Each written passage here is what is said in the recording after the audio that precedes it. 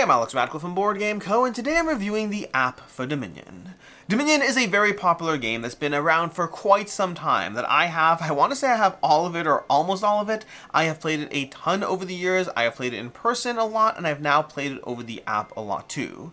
The app came out maybe 6 months ago, might be more, I may have lost track. I think around 6 months ago the app came out, but it's been very, very popular and very well done, although that's a spoiler to the review part of things. I'm going to go ahead and show you how the app actually functions. I'll walk through a few steps, turns, all that stuff. I will say I have played this both on Steam, on my tablet, and on my phone. So I've played this on all three, and I will tell you about the experience I've had with all of them. But with that, let's go ahead and show you how it plays. I do currently have the Steam version set up on my computer over here, just because it's easier for like screen recording and all that stuff. But it's basically it's almost exactly similar regardless of which one you play, and yes, there is cross-play between them. So you can play it on your phone and then go ahead and play it with, your friend on Steam as well. But with that, let's go ahead and walk you through this. We have our basic Dominion screen over here, and we have our new game. We're going to go ahead and punch in a new game over here. We'll go ahead and grab, let's see, do I want to just do over here? Do I want to do an AI enemy? Let's do a medium enemy. I'll just do a two-player game. I don't see the point in doing more than that for, when we're playing an AI.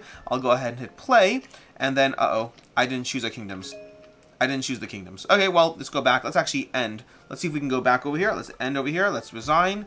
Resign. Let's go back over here. The AI 1, we'll hit done, because I want to show you how that works. So over here, you have your kingdom, where you can choose which expansions to use. So for example, maybe I want to go ahead and choose, right now I'm using all of these, but if I select this over here, I can clear and say I want the base, and maybe I want, actually I want base and, let's go with base on prosperity, keep it fairly simple. Okay, so I'm going to choose those two. You can buy expansions. The game is going to come with just the base game as well as expansions, so you can choose your bundle or get what you want. There's some strictness over here, which is mostly relative when you're playing with other players, as far as any timeout rules, how frequently you have to take turns, things like that. And then back to players over here. And let's go through settings before we dive into that, because we have a tutorial, we have playing online, we have daily over here. Daily's going to be a bunch of, challenges over here to go through, but we're going to ignore that for a second. We're going to resign again, because I'm going to come back to that later. And then lastly, over here, that's our stats. We've done our daily. We've lost our daily. You have the store where you can buy any number of different options here, from promo packs if you want them, to more games that they have, which I don't know if actually I've checked out this tab. I did not realize they had Shards of Infinity over here. And then we also have, lastly, we have our settings, where you can go to the profile, you can check with your friends, collection, stats, all those various things. You can see your stats in here, all of that. And then with that, let's go to the actual game. It's a lot of quick run through over there. Again, we've chosen our medium AI. You can choose different levels. You can do pass and play if you want, or you can do regular AI over here, and you can also play online with other players. And with that, we're going to go ahead and jump in. Now, I'm not going to heavily go into Dominion as far as how it plays. My goal is to show you how the interface plays over here. So we have our cards over here. Again, I'm currently playing with Steam, but a touchscreen. And I want to go ahead and take a look at Vassal. Let's see what we got for Vassal. We got Vassal is going to be +2, discard the top card. Okay, we have Harbinger. I'm probably going to go for Harbinger because I like the extra actions usually. Plus a card, plus an action. Look through your discard pile. You may put a card from it on top of your deck. That is good, but it really needs to be augmented by other things. I think I'm going to start the game with a basic silver. We're going to buy a silver over here, which is on the sidebar, and then our turn's over. The AI is taking their turn. They're playing 4 silver. They're buying a card. Let me take a look at Moneylender. Let's take a look at Bishop. +1 money, +1 point. Trash a card from your hand, 1 point per 2 it costs, round down. I like this because this can be an early game card to really cycle out my estate. So I think I'm going to go ahead and buy a bishop. We're going to play out a few turns over here, and then we'll just stop. I'm not going to heavily look. I should look at Moneylender. I think I like Moneylender. You may trash a copper from your hand for +3. That is a good one, especially now that I've, we're going to go ahead and buy. We're going to buy that too. We're going to get some trashing in here now that I've gotten a silver. And then bishop, trash a card or decline. That is, is bishop me? Is bishop me or is the other opponent? Each other player may trash a card from their hand. Ah! That is a good time to show you that I went and undid. So that's a useful time to show you the undo feature over there, because I meant to trash an estate when I did that. And they did that. So you have an undo feature if you want. You also track your stats, your deck, your discard, your trash cards. You can see all that. You can see your number of actions, your number of buys, your amount of money you have. I'm going to go ahead and play the bishop. I will trash my estate. because that's going to help me get some cycling going over there. I have 2 points now. You can see that as well. And then we're going to go ahead and play our copper as well. So we currently have 3 money. At this point, I could buy a Harbinger, but I think I want to get silver. Now that I'm trashing cards, I want to start that cycle. And that's where I'm kind of going to stop this for right now. That's my main goal here is to show you the interface of how this plays. I'm going to go ahead and give you my thoughts on this, and then for funsies, if you stick around to the end, I will finish up the game because why not? So, Dominion. Dominion is an excellent game. If you haven't checked it out already, feel free to check out my review on it. I think it's a fantastic game that I adore it. I think it's so elegant as far as deck building games go. It is the grandfather of deck building games in terms of the way it popularized the genre, so it's not necessarily the original deck builder, but it very much is one of the games that, along with Ascension, had a big part in popularizing the deck building genre. Dominion has stood the test of time very well with a ton of expansions, a ton of content, and now this app-based game. So as far as my opinion of Dominion is immensely popular. As far as the app, we're going to talk about my feelings around the app, and again, I've played it on Steam, I've played it on my phone, and I played it on my tablet, which phone and tablet are the same ecosystem, but just in terms of size. The first thing I'll say is, it works incredibly well. It works incredibly well on all the ecosystems that you have. In terms of there are some differences between Steam and or tablet. I should note I've played Android. I have not played the iPhone or the that app marketplace. But there are some differences between the games operate, which is going to be one of the biggest critiques I have. Because if you're used to playing it on one, there's small nuances as far as how one operates versus the other. And there's sometimes weird things, even things as basic as, seeing your cards in hand or things like that, or the way you can undo, or the way tapping on a card has one effect versus another. So they're not perfectly consistent across the ecosystems, which if you're playing it on multiple ecosystems, you might find that a tad bit frustrating adjusting to how it works. I believe, it wasn't as though the thing you can see wasn't cards in hand. It's tracking the person you're playing against's points. If you're doing it, if I recall correctly, if you're doing it on your tablet and your phone, or whatever, if you're doing it on the Android system, you can see each other's points. So I can see your points, you can see mine, at least anything that's public information in the game. Whereas if you're doing it on Steam, you now both can't see each other's points, which is an interesting thing, and it's possible I'm missing some setting or tweak as to why that is, but as of right now, there's just an interesting dynamic that one way you see each other's points and the other way you don't, or maybe it's the crossplay nature. It might even be the crossplay, because I haven't tried and tested everything.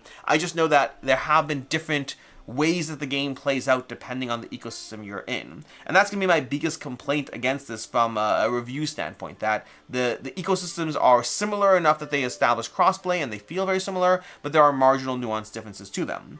Outside of that, almost everything is fantastic. I say almost because we'll have one more sort of complaint at the end. It's a sort of complaint. But almost everything is fantastic. The interface is great. You can see your cards pretty quickly. It manages to display all the information on one screen very easily. Again, I've played this on my phone a lot. I would argue my phone is the most amount of play I've gotten from it. I've done some on my tablet, some on my computer, but definitely most on my phone. And the amount of information it crams onto a single screen and does so comprehensively is excellent. The way you can incorporate expansions one at a time, which I don't like that they by default include all the expansions right away, although it is, I guess, situational because some people might prefer that. I like incorporating them all one at a time. I've been slowly adding them all in until I get used to them, because I'm worried about the card overload and having to tap on each card as I go. So if I only have to learn 2 or 3 new cards a game, it is helpful for me as a player to slowly onboard that information.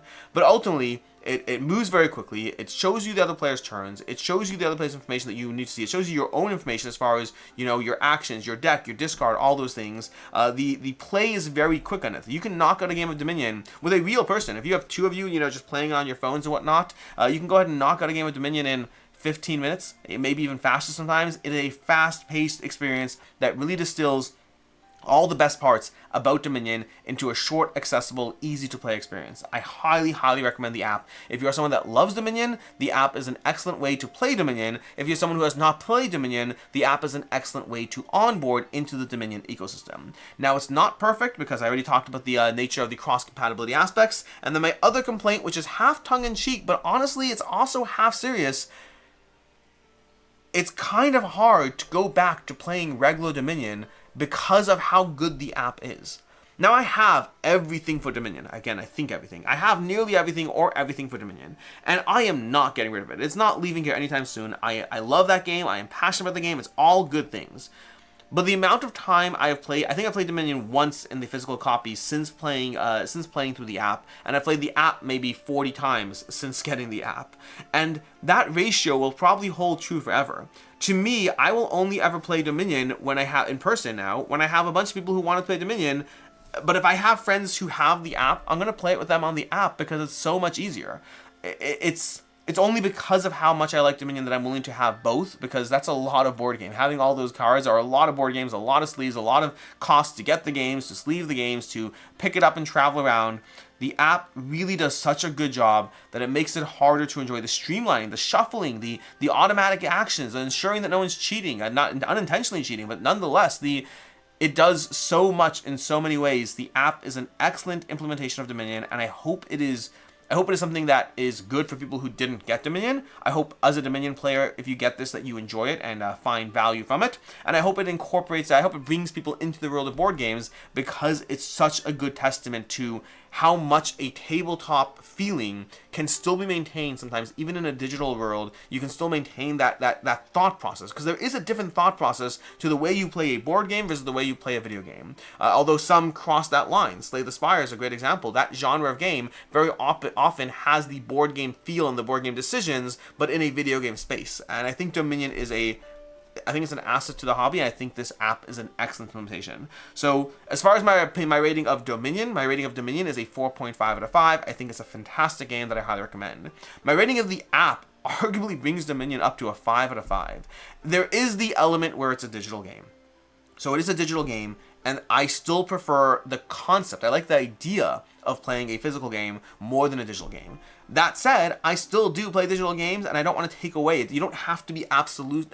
You don't have to be an all or nothing. Only a Sith deals in absolute. So you don't have to be all or nothing with your approach to the space. I do view physical games as more, not necessarily more rewarding, but to me, instinctively, they are why I play board games as much as I do. I like the physical aspect of things. I wish you could have this weird hybrid of physical plus digital, and one day we might. We might have that aspect where you throw on a little alternate reality headset, you pop up Dominion, and it feels like you're doing things yourself, and you just tap a little shuffle button, and the cards shuffle, but the cards you're holding in your hand, and then you go ahead and do some things, and then you start, and it tells you, oh no, you don't have any actions left. I could see that augmented reality aspect where it combines the best of both worlds, because right now this makes Dominion as an experience so much easier to table and play. I do wish I was holding the cards in my hand and playing them all and resolving it that way, so it's not perfect in that sense, but it is a very good implementation of Dominion that is going to have me playing so much more of it than I ever would have otherwise. And so that's my rating of Dominion, of the app of Dominion. I think it's excellent. I think you should check it out. Whether you are or are not a Dominion fan, I do think you should be mindful that it might make you enjoy playing your current Dominion a little less, just because of how much it streamlines the game. In any case, and until next time, I am Alex Radcliffe from Board Game Co. I hope you enjoyed this video. I hope you found it helpful. And as always, I hope you have a good one. And now I'm going to go back to playing. So feel free to tune along for that. I need to undo that. What was the moneylender? The moneylender, I need to, see, this is the problem over here. There we go. You may trash a copper from your hand, because when you tune, this is what goes back to what I was talking about, where when you tap it in the app versus Steam, it has different ways it works. You may trash a copper from your hand for 3. Yeah, I'm definitely going to do that. Absolutely. Okay, play treasure cards. So now we have 6. So I need to take a look at the 6 cost. We have Hoard. This turn, when you gain a victory card, if you bought it, gain a gold. Interesting. Interesting. That could be a good way to do things. This is what cost this. This is a 2. I think I can make that work. Let's make that work. Okay, we can trash a card. Let's go ahead and trash that. We're going to play our bishop to trash a copper, which is going to hurt us a little bit, but then we can play these over here. And then what do we want from this? We have Query. Query is going to be 1. This turn actions cost 2 less. That is intriguing, but I don't have a lot of things that do plus buys right now. +1 card, +1 action. Moneylender could be good again, but it's getting me all my coppers at this point. I think I'm going to have to use my moneylender, then bishop my moneylender. I think the query might be the way to go. Oh, this is going to be a turn. Trash a card or decline. We're going to trash a copper. We're going to play our treasures. We'll tap the side button over there. So we have 5 money, and our actions cost us 3 less. We only have 1 buy, though, so that's the tricky part. So I could buy a mint over here. You may reveal a treasure card from your hand, gain a copy of it. When you gain this, trash all non-duration treasures. No, not interested in that. You may trash a treasure card from your hand, gain a treasure to your hand, costing up to 3 more than it. My device battery is low, which is a problem. +1 card, +1 action, +1 buy. I think I'm going to take that over here. We're going to do that over there. Let's see how it's going over here. Okay. Let's see. We have our bishop over here. Let's see if we can grab one thing. 1 second. Because I believe I believe I can plug in my device over here and then maintain. Give me 1 second. There we go. Okay, so we have our bishop and our moneylender. We will use our moneylender, and then we'll use our bishop. Oh no, I only have 1 action. Interesting. I think I'll use my bishop on the moneylender. There we go. Okay, then we have these. We're going to play our treasures. And the bishop does what again? We need more actions. We need more actions. The harbinger, the vassal will discard the top card of your deck. If it's an action card, you may play it. We have our harbinger, +1 card, +1 action. We look through. I think I'm just going to go buy a silver. Okay. But now we have a horde. And the market will do +1 card, +1 action, +1 buy. So that's going to help us over here. The horde is going to help us. The bishop's going to get rid of a copper over here. And then we're going to play our treasures. Now we can buy 2 cards, and we're buying them at 2 less. Or what's the horde do again? Or the horde is going to make them now. What did the horde do? The horde lets us, if we buy a victory card, gain a gold. So we should buy a victory card. We should. Because we can also trash it later with our bishop anyway. So if we buy this one over here and that one, we gain 2 golds. Beautiful. I'll trash a card. I'll trash a copper. Okay. Then we're going to go ahead and play all our treasures. We only have 1 buy, but we could buy any of these. We have the query. The query is going to, this turn of actions cost 2 less. I'll buy the market. I want more markets. I have to start buying some actual cards though, but we can do this now. We're going to play our treasures. We have a query as well, so everything costs less, and we have 1 buy. And we're going to go ahead and buy the province. That just seems to be the thing that makes the most sense. We're going to see what the AI does over here. We could trash a card or decline. Less enticing than usual because the bishop will help. I still could trash. I'll trash the copper. Then we'll use our bishop over here to trash our estate, getting it out of my deck. That gives us 1. We also get victory points. We're going to go ahead and play our horde, which doesn't really give us a lot, unfortunately. The horde says if we buy this, we'll get a gold. So we could just use that, get a gold. That seems like a relevant way to pad our hand with gold. We could trash a card or decline. In this case, I think I'll decline. Our deck looks pretty good right now. We're going to go ahead and play our market, play all our treasures, and then buy another one of these. And then we're going to go ahead and end buys. I think that's all we need to do. Yeah. If you notice the mouse now, we actually had a small little crash there where we switched from playing it the touchscreen versus the mouse. We have our horde over here. We're just going to go ahead and just straight up buy another one. Now he's bought a bunch of colonies. Is he destroying me?